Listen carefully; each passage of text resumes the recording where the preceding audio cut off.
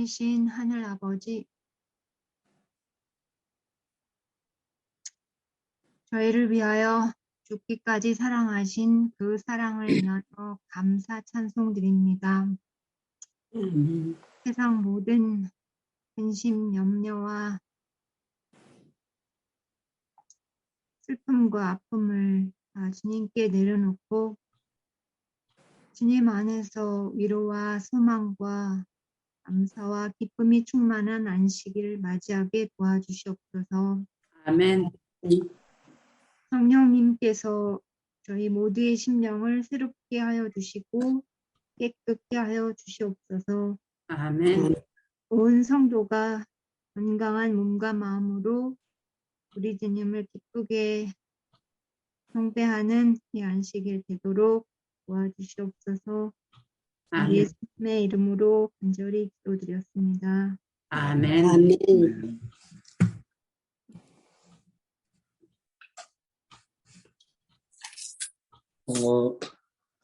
우리 이제 많은 분들이 한국에서 돌아오신 것 같은데 얼굴이 안 보여서 인사를 못 드리겠고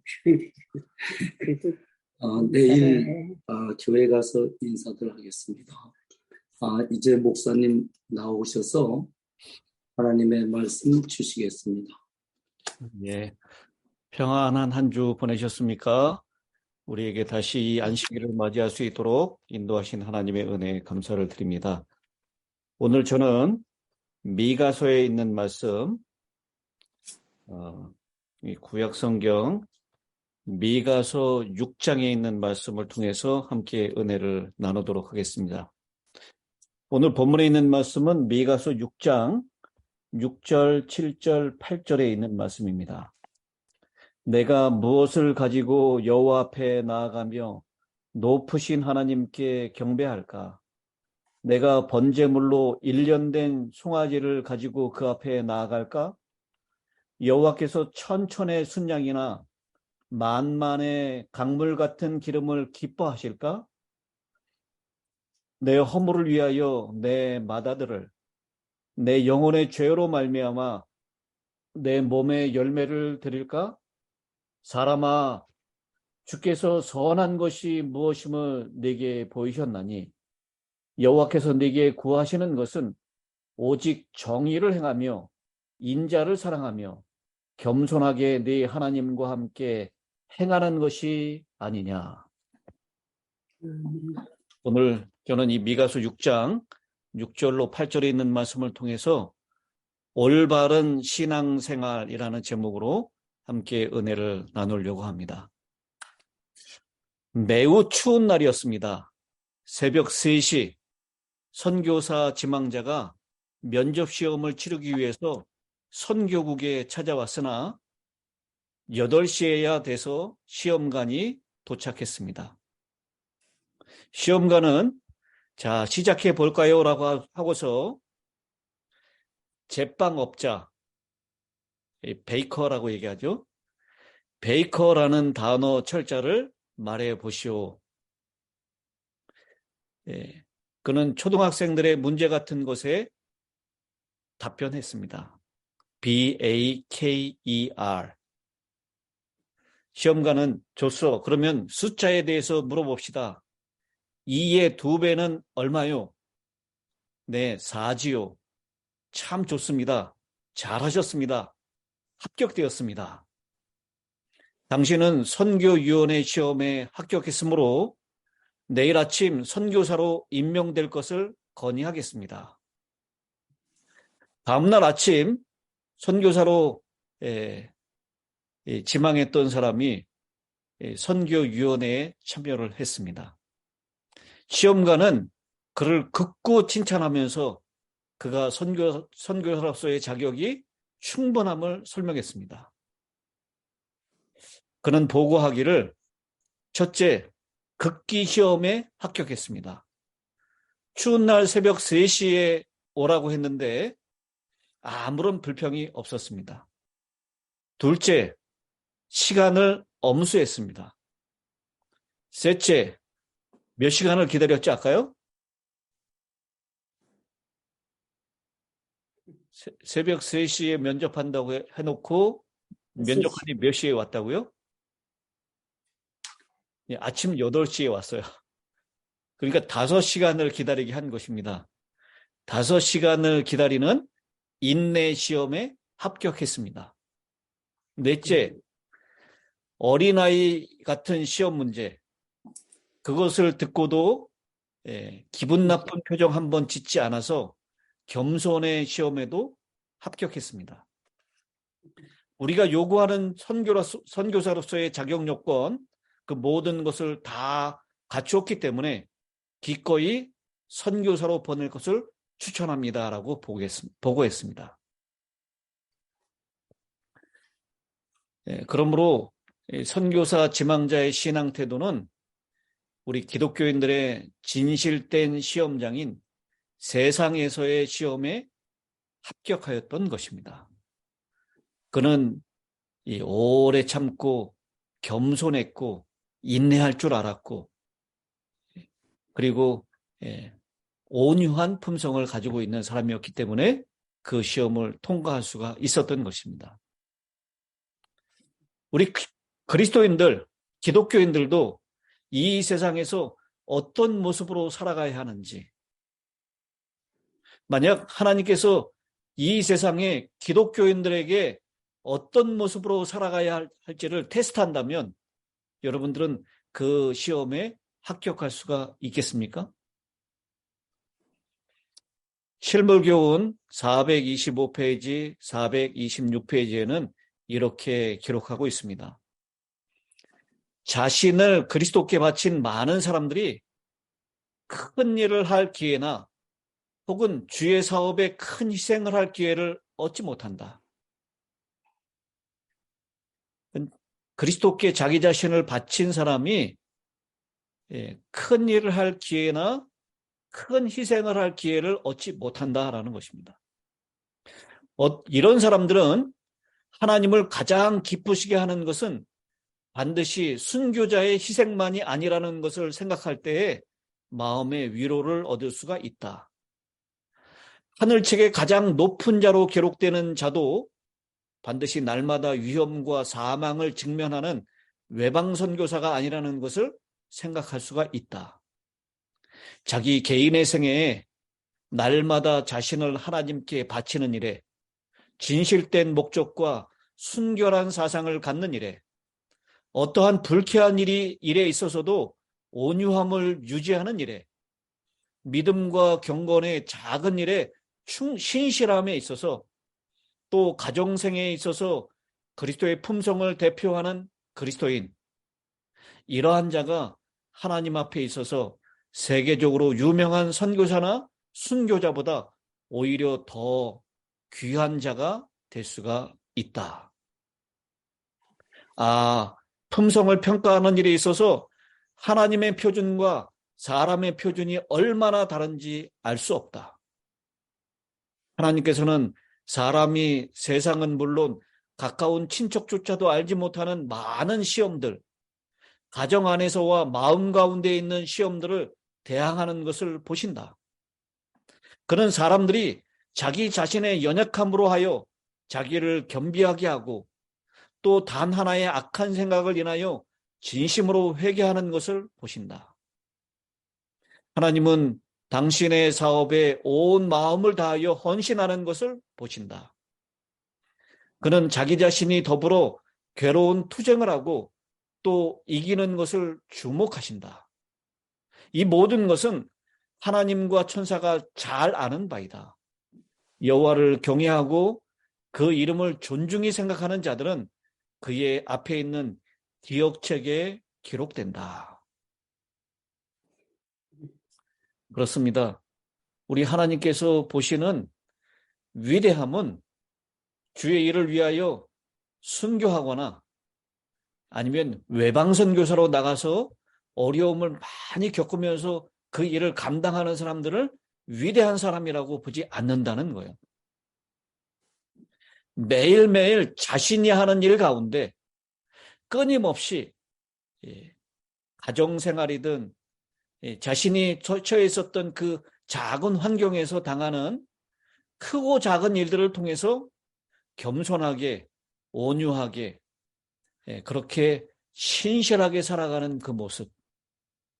그리고 성령께서 깨우쳐 주시면 그 마음 가운데 저질렀던 죄악에 그것이 아무리 작은 것이라 할지라도 철저하게 회개하는 그 겸비한 심령.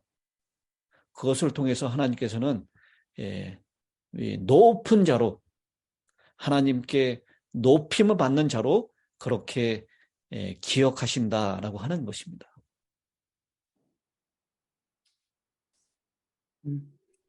오늘 이 본문으로 읽은 미가서 6장에 있는 말씀은 이 본문을 이해하기 위해서 그때 당시의 시대가 어떠했는지를 잠깐 살펴볼 필요가 있습니다. 여러분, 미가 선지자 하면 무엇이 제일 먼저 떠오릅니까? 미가서 5장 2절에 베들레헴 에브라다야, 이 예수님께서 어디에서 태어나실 것을 예언하신 한 시대의 위대한 선지자로 우리는 기억하고 있습니다. 이 같은 시대에 호세아 선지자하고 이사야 선지자가, 호세아는 북방 이스라엘에서, 이사야 선지자는 예루살렘에서 예언했다면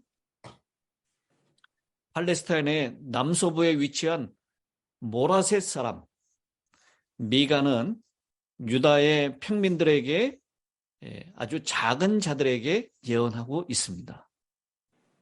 그는 무엇보다도 선지자직에 대한 소명의식을 확실히 갖고 주로 남방 유다를 향해서 선포하면서도 북왕국 이스라엘도 하나님의 준엄한 심판이 있을 것임을 분명히 밝혔습니다. 미가 시대에 있었던 왕들을 미가 1장 1절에서는 그렇게 소개하고 있죠. 요담과 아하스와 히스기야 시대에 모레셋 사람 미가에게 임한 여호와의 말씀, 곧 사마리아와 예루살렘에 관한 묵시라.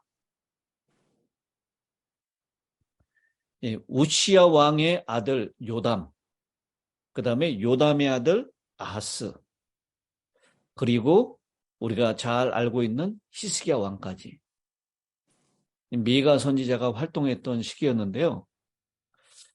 이때 이 이스라엘의 분위기는, 남방 유다의 분위기는 어떠했을까? 잘 아시는 대로 히스기야 왕 때 북방 이스라엘은 아시리아에 의해서 멸망을 당하게 됩니다. 당시에 아시리아가 근동, 이 이스라엘을 중심한 근동의 최강자로 자리매김을 하고 있었던 시대였고요. 아하스라고 하는 왕, 아마 남방 유다 가운데 가장 우상 숭배에 적극적이었고, 심지어는 자기 아들을 제단에 들기까지 했었던 그런 악한 왕으로 기억을 하고 있습니다. 그래서 아까 미가서 6장 7절인가요? 거기에 나왔죠? 내 허물을 위하여 내 맏아들을 이라고 하는 표현. 이게 아하스 왕이 그런 일을, 끔찍한 일을 저질렀습니다. 이스라엘이 하나님의 선민으로 선택됐고, 그리고 하나님의 택한 백성으로서 이 땅에서 하나님의 율법을 보관하고 그 율법을 전해야 될 책임이 있었던 이스라엘이 도덕적으로, 사회적으로 부패하고 있었고, 예배를 드린다고 하지만 마음이 떠난 그저 형식뿐인 예배였고요. 거짓 선지자들과 제사장들이 타락하고 극심한 빈부격차로 정말 이 도덕적으로 땅에 떨어져 있는 그 캄캄한 시대, 그때 이 미가 선지자가 남방 유다에 있는 죄들을 강력히 고발하는 동시에 하나님의 심판이 있을 것임을 경고하고 있는 기별이 바로 미가서입니다. 그렇지만 우리가 호세아서를 공부하면서 새벽 시간에 살펴봤듯이 이 선지서의 기별은 그저 하나님의 심판이 다가온다라고 하는 기별뿐만이 아니었습니다. 그 기별과 함께 하나님의 용서하시는 긍휼과 인자하심, 사랑이 있음을 증거하면서 그들에게 역시 희망이 있을 것임을 말씀하고 있습니다. 로마서 11장 22절에 그러므로 하나님의 인자하심과 준엄하심을 보라. 옛날 개역 한글에서는 인자와 어미하심을 그렇게 표현했습니다. 그러면서 보라, 넘어지는 자들에게는 준엄하심이 있으니 너희가 만일 하나님의 인자하심에 머물러 있으면 그 인자가 너희에게 있으리라. 그렇지 않으면 너도 찍힌 바 되리라. 이 하나님의 속성 가운데 인자하심과 어미하심, 준엄하심의 속성을 말해주고 있습니다. 역시 미가 선지자도 마찬가지로 하나님의 준엄하심, 위엄과 하나님의 인자하신 자비를 서로 섞어서 유다의 심판뿐만 아니라 유다의 회복, 현재의 황폐와 미래의 영광으로 아주 복잡하게 이 기별을 섞어놓고 있는 것을 보게 됩니다. 미가 당시의 시대는 오늘날의 시대와 상황과 너무나도 흡사해서 역사는 반복한다라고 하는 정의를 입증하는 듯 보입니다. 여러분, 지난주에 우리는 한국 이태원에서의 그 참사를 다 소식을 접했습니다. 정말 깜짝 놀랐습니다. 여러분, 이태원에 그 많은 인파가 무엇 때문에 모였다고요? 할로윈 파티. 저는 이 소식을 듣고 아주 기절하는 줄 알았어요. 여러분, 할로윈이 웬 말입니까, 한국에서? 더군다나 10월 31일은 무슨 날입니까? 개혁, 루터. 종교개혁. 교회에서 종교개혁이 일어났었던 종교개혁 기념일이에요. 4명 중에 1명 이상이 우리 기독교 신자라고 얘기하는 이 한국. 그렇게 수많은 교회당이 있고 예수 믿는 사람들이 있는데 이 종교개혁을 기념하는 그 기념일, 그것은 거의 사라진 것처럼 보이고요. 이 정말 보도 듣지 못했던 할로윈, 이게 뭐 그 스코틀랜드인가요? 거기 켈트족에 의해서 시작된 것이고, 우리 오정근 사모님이 보내주셨던 글 여러분 단체 카톡에서 좀 읽어보셨습니까?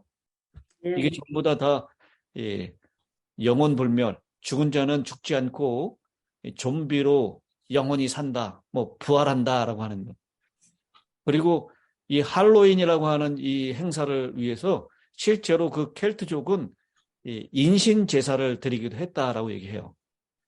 그래서 10월 31일이 되면 이 여름이 끝나고 이제 겨울이 시작되는데 밤에 횃불을 들고 다니면서 마을마다 다니면서 이 처녀의 제물을 낼 것이냐 아니면 불타서 죽을 것이냐 선택을 하겠다는 그런 얘기입니다. 그런 것이 천주교회로 들어와서 모든 죽은 자를 위로하는 날 할로윈으로 둔갑하게 됐고요. 그래서 정말 제가 대한민국에 있을 때만 해도 알려지지 않았던 할로윈 파티를 위해서 이태원에 그렇게 많은 사람들이 모였고 그런 참사가 이루어지게 된 것입니다.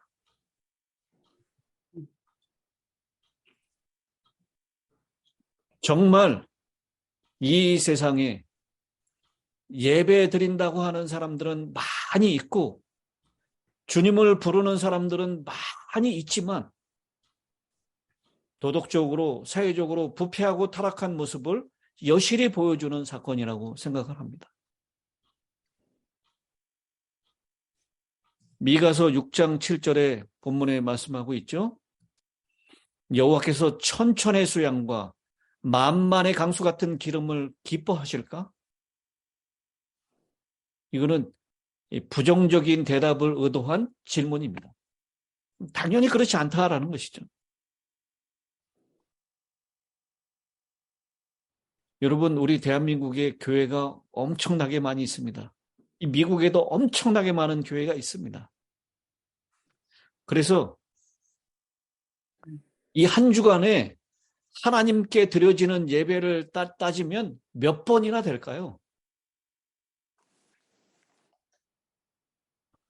우리 힐탑 교회만 해도 제가 이렇게 따져보니까 일주일에 몇 번 예배를 드립니까? 여러분들이 가정 예배로 드리는 거 말고 새벽 기도 일주일에 5번, 금요일, 안식일, 기본적으로 7번은 우리가 예배를 드립니다. 그 많은 교회가 수없이 많은 예배를 한 주간이면 다 드리고 있을 것입니다. 근데 이렇게 예배는 많이 드리고 예배의 숫자를 드리는 교회는 많이 있고 거기에 참여하는 그리스도인들은 많이 있지만 오늘 주님의 말씀이 생각이 납니다. 마태복음 9장 13절입니다. 너희는 가서 내가 긍휼을 원하고 제사를 원치 아니하노라 하신 듯이 무엇인지 배우라. 사무엘상 15장 22절입니다. 사무엘이 가로되 여호와께서 번제와 다른 제사를 그 목소리 순종하는 것으로 그것을 좋아하심 같이 좋아하시겠나이까? 순종이 제사보다 낫고 듣는 것이 수양의 기름보다 나으니. 이사야 1장 11절로 있는 말씀에서도요.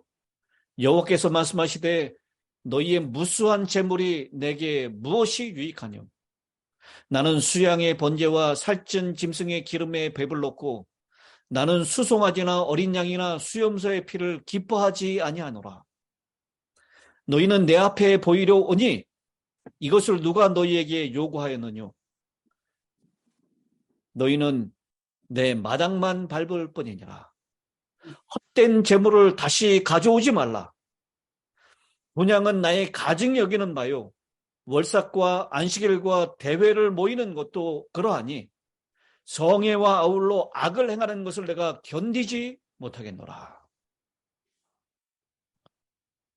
여러분, 오늘날 하나님께 예배드리고 하나님께 기도하면 그 모든 것이 끝났다라고 생각하고 있는 우리 기독교인들을 향해서 주님께서는 내가 견디지 못하겠다라고. 그렇게 제물을 드리면서 동시에 악을 행하고 있는 하나님의 백성들을 향해서 내가 견디지 못하겠노라라고 말씀을 하고 있습니다. 그렇습니다.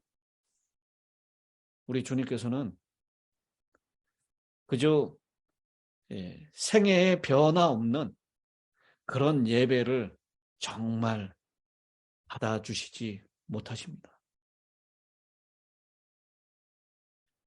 우리가 어떻게 하면 올바른 신앙생활을 할 것인가? 우리의 삶 가운데서 어떤 모습을 나타내야 할 것인가?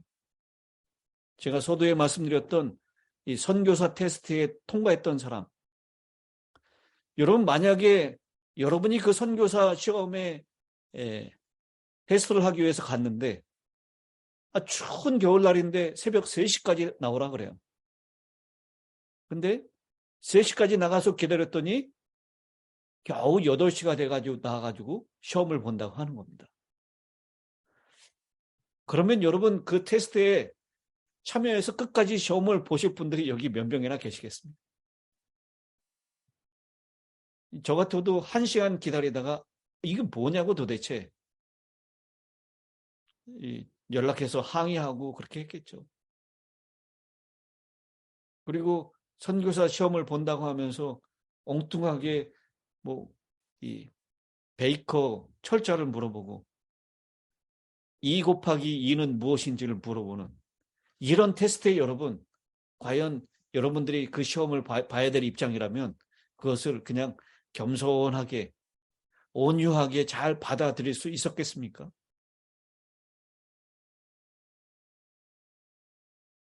오늘 우리 그리스도인 삶이 어떤 삶이 되어야 하는지, 그저 하나님께 예배 드리는 것이 다인 것처럼 예배 드리는 거에만 만족하고 있는 우리 그리스도인들에게 어떻게 살아야 하는지 오늘 세 가지로 우리에게 말씀을 하고 있습니다. 미가서 6장 8절에 있는 말씀입니다. 사람아, 주께서 선한 것이 무엇임을 내게 보이셨나니. 그러면서 세 가지를 말씀하십니다. 여호와께서 내게 구하시는 것은 오직 정의를 행하며, 두 번째, 인자를 사랑하며, 세 번째, 겸손하게 네 하나님과 함께 행하는 것이 아니냐. 이 세 가지를 우리가 깊이 생각해 보도록 하겠습니다.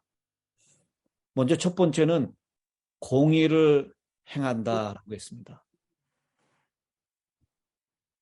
신명기 32장 4절에 그는 반석이시니 그 공덕이 완전하고 그 모든 길이 공평하며 진실무방하신 하나님이시니 공의로우시고 정직하시도다. 하나님은 공의로우시고 정직하시며 공평하시고 정의로우시다라고 했습니다. 그러므로 하나님을 따르는 백성들은 당연히 하나님께서 그렇게 하셨듯이 공평해야 한다라는 것입니다. 정직해야 한다라는 것입니다. 시편 33편 4절에도 여호와의 말씀은 정직하며 그 행사는 다 진실하시도다라고 말씀했습니다. 하나님은 공의로 우주와 인간을 다스리시는데 우주와 그 천연계에는 이 공의가 다 하나님의 뜻에 순응을 합니다. 그러나 우리 사람들만은 본래 그렇게 순응하지 못하고 있습니다. 왜냐하면 우리는 요한복음 8장 44절에 나와 있는 대로 우리 아비가 누구였다고요? 누구에게서 났다고요? 너희는 너희 아비 마귀에게서 났으니라고 했습니다. 그래서 아비의 욕심을 너희도 행하고자 한다. 저는 처음부터 살인한 자요 그 진리가 그 속에 없으므로 진리에 서지 못하고 거짓을 말할 때마다 제 것으로 말하나니 이는 저가 거짓말쟁이요 거짓의 아비가 되었음이니라. 그래서 우리가 거짓말하는 것은 누구를 닮았기 때문입니까? 마귀. 거짓의 아비 마귀를 닮았기 때문이에요. 우리가 진실하지 못하고 우리가 공평하지 못한 것, 공의롭지 못한 것은 바로 거짓의 아비 마귀를 닮았기 때문입니다.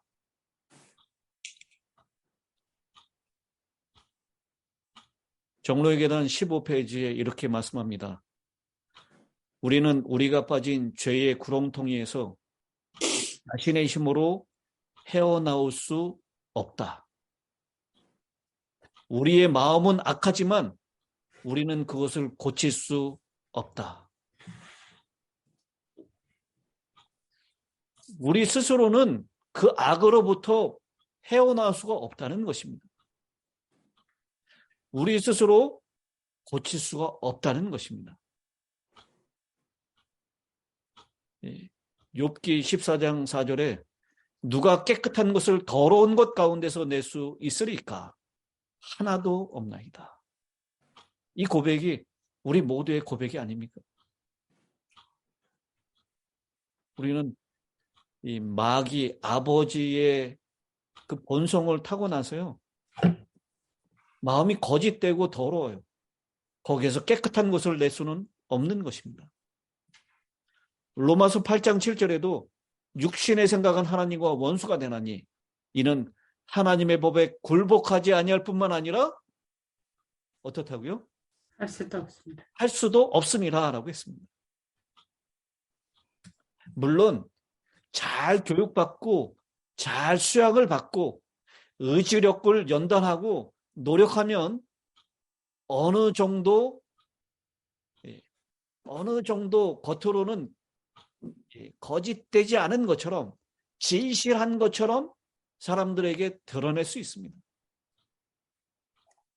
그러나 교육과 수양과 의지력의 연단과 인간의 노력, 이 모든 것들로도 우리 마음을 변화시키는 일에는 무력하다라는 것입니다. 이것들이 외적인 행위를 단정하게 할 수는 있을지라도 우리의 마음을 고칠 수는 없다라는 것입니다. 우리 생애의 동기를 깨끗하게 할 수 없다라는 것입니다. 여러분, 우리가 교회를 40년, 50년, 60년 다닌다 할지라도, 예배를 일주일에 10번, 20번 드린다 할지라도 우리 마음에 거짓된 것을 깨끗하게 할 수 있는 방법은 우리 스스로는 할 수 없다라는 것입니다. 여러분, 이것을 주님 앞에 진실되게 인정하시겠습니까? 아멘. 우리 인정할 수밖에 없습니다. 그래서 사람이 죄에서 벗어나서 성결하여지려면 먼저 마음속에서 동작하는 능력이 있어야 합니다. 곧 위로부터 새 생명을 받아야 합니다. 이 능력이 곧 그리스도이십니다. 오직 그분의 은혜만이 죽은 심령의 기능에 생기를 주어서 그것을 하나님께서 원하시는 거룩한 대로 이끌어갈 수가 있는 것입니다. 물론 중생한 마음 가운데도 과거의 옛 습관과 옛 방식으로 계속해서 거짓과 부정직으로 몰아가고 있음을 우리는 발견할 수 있습니다. 그래서 우리는 공의를 향한 관심과 애정과 정열이 반드시 필요합니다. 이 모든 것이 다 그리스도를 사랑하는 그 사랑에서 나오는 것입니다.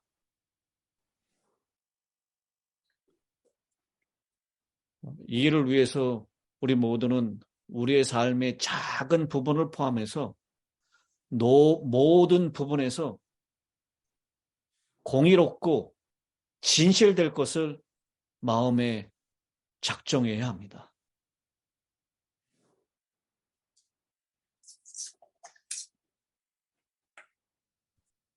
그래서 로마서 13장 7절에 말씀하고 있는 대로 모든 자의 줄 것을 주되 공세를 받을 자에게 공세를 바치고 국세를 받을 자에게 국세를 바치고 두려워할 자를 두려워하며 존경할 자를 존경하라라고 하신 말씀대로 우리의 삶에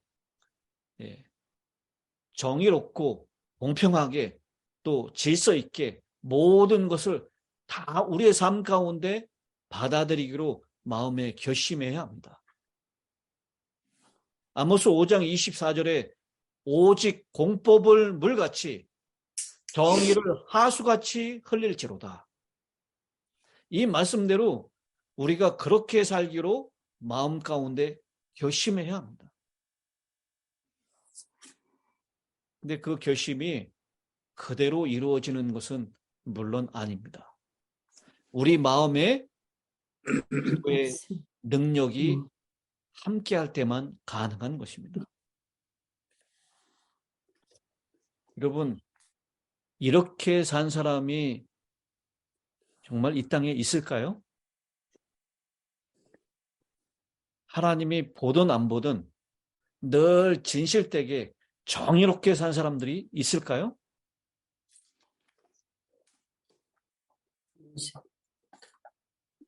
성경의 인물 가운데 찾으면 그런 사람들 많이 찾을 수가 있겠죠? 우리 주변에 신앙생활하는 믿음의 선조들 가운데 어떤 사람이라도 누가 보든 안 보든 진실하게 살아가는 사람들 있습니까? 네. 네, 있습니다. 저는 그렇게 살지 못함을 고백합니다. 그런데 우리 주변에 정말 하나님의 은혜로 사람이 보든 안 보든 정직하게 그렇게 살아가는 사람들 있습니다. 제가 듣기로는요, 한국 군인들은 여기서부터 여기까지 땅을 팔아 그러면 땅을 열심히 판다 그래요. 그리고 다시 묻으라고 하면, 아니, 묻으라고 할 걸 뭐하러 팠냐고 이제 불평하면서 묻겠죠. 그리고 다시 묻고 난 다음에 또 파라 그러면 그때는 이제 소위 군대에서 말하는 대강철저가 되는 겁니다. 몇 미터 깊이까지 몇 미터 폭으로 파라고 하는데 그냥 또 묻으라고 할 것 같으니까 대강철저히 하는 거예요. 근데 제가 듣기로는 미군들은 누가 보든 안 보든 장관이 명령을 내리면 그것을 팠다가 묻으라고 했던, 또 묻었던 것을 다시 파라고 했던 상관없이 묻으라고 했던 그 규격대로 정확하게 보지 않아도 판단하는 겁니다. 왜 이렇게 다른 국민성을 가지고 있을까요? 저는 정직과 진실이라고 하는 그런 신념이 어렸을 때부터 또 군인들의 명예라고 하는 것, 이것을 생각하면서 그렇게 신념을 가지고 그것에 대한 열정을 가지고 살았기 때문에 그렇게 살 수 있는 것이 아닌가라고 생각합니다. 오늘 하나님이 사람이 보든 안 보든 늘 진실되게 살았던 사람, 요셉의 생애를 여러분 기억하시죠? 저는 이 요셉의 이 이야기를 참 너무 좋아합니다. 창세기 39장 9절부터 10절에 있는 말씀. 그런즉 내가 어찌 이 큰 악을 행하여 하나님께 득죄하리까? 여인이 날마다 요셉에게 청하였으나 요셉이 듣지 아니하여 동침하지 아니할 뿐더러 함께 있지도 아니하니라. 우리 하나님 앞에 사람이 보든 안 보든 정직하십시다. 사람 앞에 진실하고 공평하기로 오늘 마음에 작정하시게 되길 바랍니다. 아멘. 불법을 몰아내고 원칙에 굳게 서고 법을 잘 지키는 백성이 되시기로 오늘 마음에 결심하시지 않겠습니까? 아멘. 여러분, 이태원 참사에서 만약 그 매뉴얼대로 112에 신고를 받았으면 그 신고받은 것을 즉시로 처리하고 상부기관 경찰청에 알리고 소방서에 협조를 구하고 또 그 전철이 거기에 지하철이 쓰지 못하도록 그 어디입니까?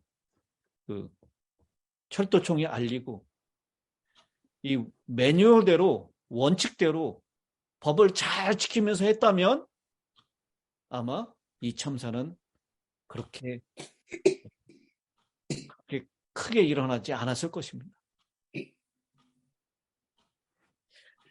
주변에서 미국 사람들이 물어보면 아주 창피해 죽겠어요. 어떻게 이 21세기 대한민국, 이 선진국이라고 하는 대한민국에서 이런 미개한 일이 일어날 수 있을까? 이게 뭐 인도나 중국이나 이런 데서 일어났으면 그게 좀 이해가 되는데요. 한국에서 그렇게 사람들이 압사당해가지고 150명이 넘는 사람들이 죽었다? 저는 이게 가짜 뉴스인 줄 알았어요, 처음에.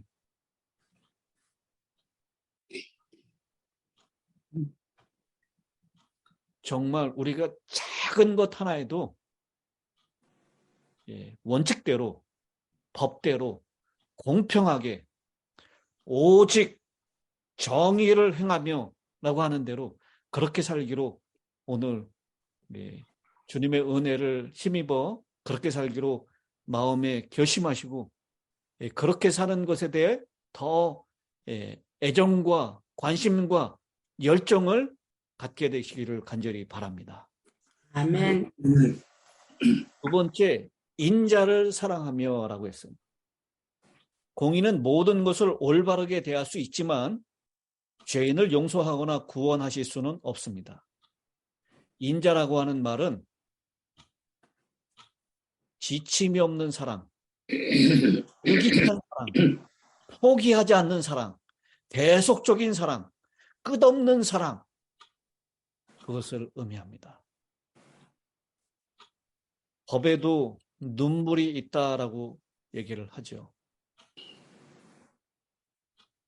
보다 더 높은 삶의 차원을 가르치는 것입니다.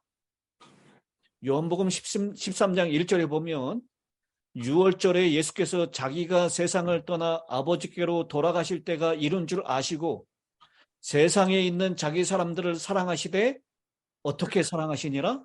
끝까지 살아가시. 끝까지 사랑하시니라. 그게 바로 여기 말씀하고 있는 인자를 사랑하며라는 뜻입니다.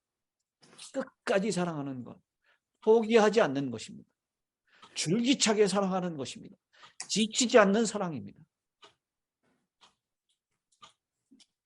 이 원칙을 실천한 한 분의 이야기가 있습니다. 일본의 성자라고 불려지는 가가와 도요히코. 빈민굴에서 전도하고 있을 때 그를 만나기 위해서 한 친구가 찾아왔습니다. 친구가 보니까 아무리 봐도 이 도요히코가 허송세월만 하고 있는 것 같아 보였습니다. 살인자, 창녀, 도박꾼, 전과자 등 온갖 저질의 사람들을 모아놓고 예배를 드리는데 자기 혼자서 목이 터지라고 찬송을 부르고 있었습니다. 어떤 사람은 술에 취해서 오물을 토해놓고 있었고요. 이 창녀들은 앉아서 희죽희죽 웃고 있었습니다. 예배드리고 있는 중에도 남자들이 찾아와서 창녀를 끌어내서 창녀는 일어나서 나갑니다. 그런가 하면 어떤 도박꾼은 예배가 끝나자마자 돈을 내라고 가가와의 따귀를 때렸습니다. 이것을 보고 있던 친구는 화가 치밀었습니다. 그래서 가가와에게 저 사람들에게 돈을 주면 가서 도박을 할 게 틀림없다. 그런데도 돈을 주다니 너의 행동은 위선적이다. 이 친구의 공격에 가가와는 이렇게 얘기합니다. 나는 예수께서 하신 것 같이 한다. 우리가 어린이를 키울 때 넘어지면 일으켜주듯이 의사가 병자에게 주사를 놓고 또 놓듯이 계속해서 사랑을 베풀어야 한다. 마지막까지 믿어주고 참아주는 것이 사랑이 아니겠느냐. 이 가가의 말은 참으로 사랑이 본질이 무엇인지를 잘 설명해주고 있습니다. 사랑은 무슨 대가를 바라지 않고 끝까지 참고 속아주며 베푸는 것입니다. 그러기에 사랑은 영원한 것입니다. 누가복음 6장 36절에 너희 아버지의 자비하심 같이 너희도 자비하라라고 했습니다. 그러므로 공의와 함께 사랑하고 이해하고 용서하고 관용하는 것, 그것이 우리에게 하나님의 사랑을 받은 우리에게 넘쳐 흘러야 할 것입니다. 더 구체적으로 말씀을 드린다면 나 자신에게는 엄격하고 다른 사람들에게는 한없이 너그럽게 하는 것, 그것이 바로 인자를 사랑하는 것입니다. 이렇게 두 가지, 오직 공의를 행하며 인자를 사랑하는 것, 이것은 십계명의 두 번째 돌비에 해당되는 이야기입니다. 사람들에게 공평하고 진실한 것, 그리고 사람들을 사랑하고 끝까지 보듬어주고 참아주고 인내하는 것, 자비를 베푸는 것, 그것이 바로 십계명 두 돌비의 두 번째 돌비에 해당되는 이야기입니다. 그게 바로 선한 것이다 라고 말씀을 하고 있습니다. 그 다음 마지막으로 세 번째, 겸손히 네 하나님과 함께 행하는 것이 아니냐라고 했습니다. 이것은 바로 십계명의 첫 번째 돌비에 해당되는 부분입니다.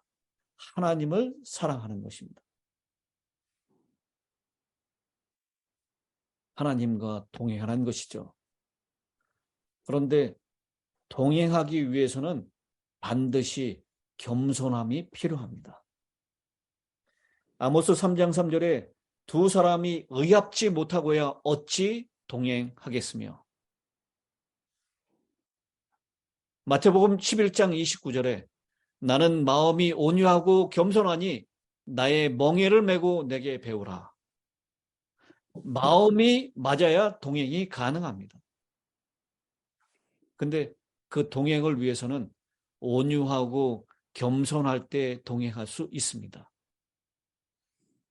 자기의 뜻만, 자기의 주장만 내세우는 사람들이 둘이 만나면 그 사람들은 절대로 동행할 수가 없습니다. 한편에서라도 겸손하고 온유한 사람이 있을 때만 동행이 가능한 것입니다. 겸손과 온유는 한 몸입니다. 생존 경쟁이 극심한 사회에서, 그리고 자기 자신을 드러내고 과시하는 사회, 거기에서 겸손하고 온유라는 말은 너무나 소극적이고 나약하게 들리는 말 같습니다. 그래서 겸손과 온유하기를 강조하는 기독교에 대해서 철학자 니체는 기독교의 도덕은 노예 도덕이다라고까지 비난했다고 합니다. 그러나 주님은 말씀하십니다. 온유한 사람이 무엇을 기업으로 차지한다고요? 땅을 기업으로. 땅을 기업으로 차지한다라고 말씀하셨습니다. 이 말은 틀림없는 진리입니다. 여러분, 우리 지체 가운데 가장 부드러운 지체가 있다면 어디일까요? 우리 몸 가운데 제일 부드러운 것 어디입니까? 입술? 입술보다 더 부드러운 것 혀겠죠, 혀. 반면에 이는 아주 강한 지체입니다. 돌도 씹어서 깨트린다 그래요. 근데 가끔 무엇을 먹다가 잘못 씹으면 혀를 깨물게 되죠. 근데 피를 흘리면서도 그 혀를 깨물어서 피를 냈던 이에게 한번 제대로 대항하지도 못합니다.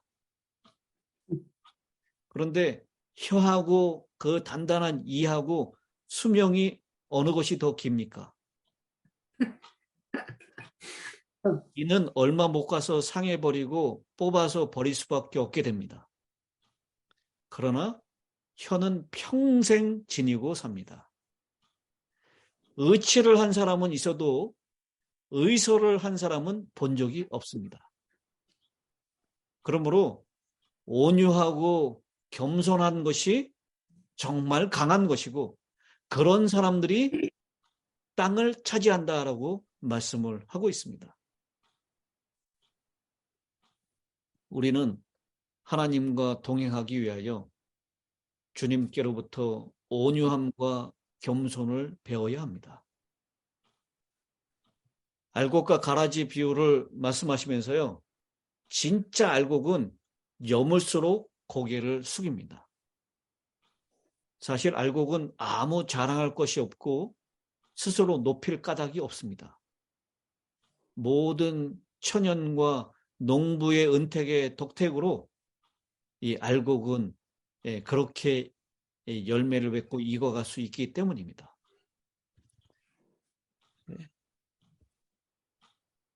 그래서 우리 안에서 일어나고 있는 모든 선행이 있다면 그것은 내가 착해서, 내가 의지가 강해서 일어난 일이 아니라 우리 안에서 역사하시고 활동하시는 성령 하나님을 통해서 이루어진 일이다라는 것을 꼭 기억해야 합니다. 아멘. 사람들은 무엇인가 위대하고 선한 일을 하면 그것이 내가 잘나서 한 것이라고 착각할 수 있습니다. 그런데 그 모든 영광은 바로 하나님께서 받으셔야 합니다. 내 안에서 역사하시는 그 영이 그 일을 가능케 했기 때문입니다. 우리는 그저 주님의 손에 들려진 지팡이에 불과하다는 것을 기억하시고 온유와 겸손함으로 하나님과 동행하는 저와 여러분이 되시기를 간절히 바랍니다. 아멘. 말씀을 정리하면서요. 종로의 계단 22페이지에 있는 말씀입니다. 그리스도는 모든 옳은 동기의 근원이 되신다. 오직 그분만이 우리 마음 가운데 죄에 대한 증오심을 넣어주실 수 있는 유일한 분이시다. 진리와 순결에 대한 욕망, 우리 죄스러움에 대한 모든 감각은 그리스도의 신이 우리 마음에서 활동하시는 증거이다. 실물교훈 402페이지에 있는 말씀입니다. 그러나 우리는 다른 사람을 사랑하려고 애씀으로만도 결코 이런 정신을 갖게 될 수가 없다. 다른 사람을 사랑하려고 애씀으로만 이런 정신을 갖게 될 수가 없다. 필요한 것은 그리스도의 사랑이 우리 마음 가운데 있어야 한다. 그리스도께 융화되는 때에는 사랑은 절로 생겨난다. 그리스도께서 거하시는 마음에 사랑이 결핍될 수는 없다. 그러므로 오늘 이 아모스 6장 8절에 있는 말씀, 오직 공의를 행하며 인자를 사랑하며 겸손히 네 하나님과 동행하는 것, 하나님이 요구하시는 것, 선한 것, 이 일을 이루기 위해서는 우리가 그리스도의 사랑을 우리 마음 가운데 깊이 담고 그리스도께서 그리스도의 영으로 우리 마음 가운데 거하실 때 그 일이 가능하다라는 것을 오늘 꼭 기억하시게 되기를 바랍니다. 아멘. 그런 의미에서 올바른 신앙생활의 조건은 그리스도를 믿고 그리스도와 개인적인 관계를 통하여 그리스도의 사랑을 우리 마음 가운데 깊이 받아들일 때, 그때 그런 올바른 신앙생활을 살아낼 수가 있다라는 것입니다. 예배 속에 계신 예수님을 우리의 생활 속에 모셔서 최근 우리 주변에 일어나고 있는 혼돈과 안타까움, 제대로 정의와 사랑을 펼치지 못했기 때문에 일어나는 이런 참사들이 사라질 수 있도록 우리 주님을 우리의 생활 속에 꼭 모셔드리는 저와 여러분이 되시기를 간절히 바랍니다. 아멘. 주님께서 반드시 이런 사람들을 다시 데리러 속히 오실 것입니다. 아멘. 기도하겠습니다. 하늘에 계시는 자비하신 아버지 하나님, 오늘날 그리스도의 이름을 부르고 그리스도께 예배드린다고 하는 그 많은 사람들이 정의를 무너뜨리고 자비와 사랑을 베풀지 못하고 하나님과 동행하는 경험이 없기 때문에 이런 사회적인 혼란과 비극이 일어난 줄로 믿습니다. 아버지, 그런 사람들이 다름 아닌 바로 제 자신인 것을 오늘 이 시간 고백합니다. 정해진 대로 원칙대로 살지 못했고 편법대로 편리한 대로 살려고 했고 다른 사람을 섬기고 자비를 베풀고 사랑하기보다는 나 자신을 더 사랑했던 이런 죄악들, 우리 원래 아비 마귀의 그런 본생도로 살고 있었던 저희들의 허물을 주님 앞에 고백합니다. 주님 용서하여 주시옵시고 우리 마음 가운데 여전히 성령 하나님으로 좌정하여 주시옵소서. 주님의 그 다음이 없는 사랑의 호소를 듣고 그 사랑에 이끌려갈 수 있도록 도와주셔서 그리스도의 사랑이 우리를 강권하시는도다. 그 강권하시는 그 사랑에 우리의 딱딱한 마음이 녹아질 수 있도록 은혜를 허락하여 주시옵소서. 그래서 정의와 사랑을 사람들에게 실천하며 살게 하시고 주님과 동행하며 주님을 사랑하며 살게 하여 주셔서 그렇게 사는 우리의 삶 가운데 그리스도를 나타내는 그런 삶을 살다가 주님이 이 땅에 다시 오시는 날 그리스도의 모습으로 변화된 그 사람들을 찾아오시는 날 우리 모두가 그 주님 맞이하는 자리에 설 수 있도록 복을 허락하여 주시옵소서. 이 안식일 주의 사랑하는 성도들 주님의 사랑에 흠뻑 젖는 그런 복된 날 될 수 있도록 도와주시옵기를 우리를 사랑하시는 예수님의 귀하신 이름으로 간절히 기도드리옵나이다. 아멘. 아멘.